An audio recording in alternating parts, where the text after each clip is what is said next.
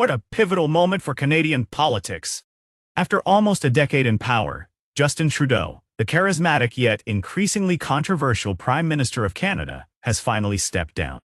This decision came after mounting pressure and loud critiques that just couldn't be drowned out anymore. But the real kicker?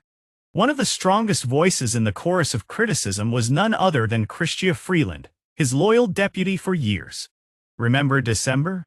It feels like just yesterday when Freeland, then the Deputy Prime Minister, didn't hold back her disapproval. She openly criticized some of Trudeau's recent proposals, calling them costly political gimmicks. She was taking aim at initiatives like the sales tax holiday and cash rebates for workers.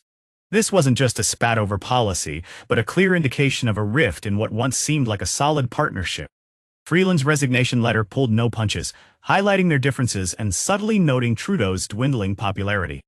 "Canadians know when we're working for them and when we're focused on ourselves," she deftly remarked.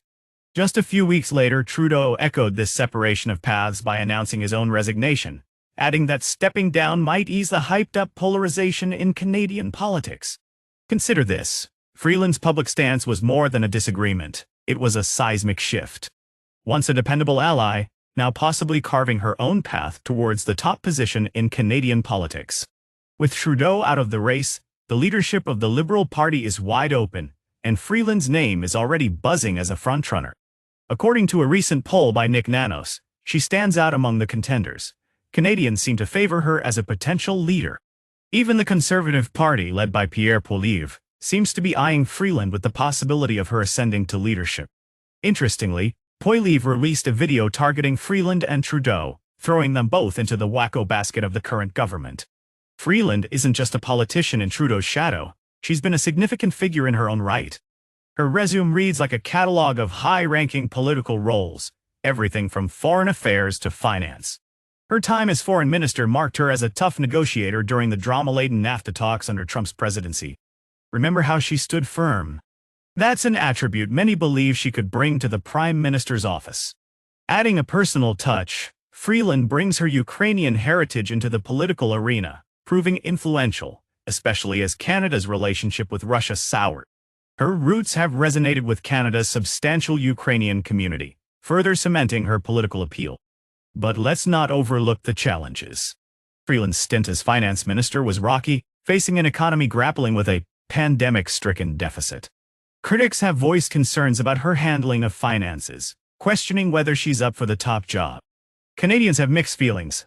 Some see her as a capable leader, others as part of the problem with the current government's economic strategies. What's next for the Liberal Party? The political landscape is looking tough. Polls indicate a strong conservative lead, with elections looming on the horizon. Freeland, or whoever takes the lead, will need to steer through turbulent waters. The current government is positioned more than 20 points behind the Conservatives. A wave of change is gaining momentum. As Trudeau walked away, he put Parliament on pause, giving the Liberals some breathing room.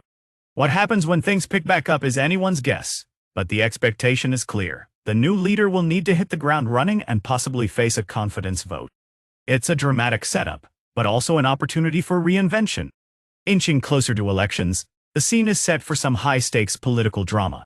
The Liberal Party is at a crossroads, with the path ahead requiring not just a new face, but possibly a whole new approach.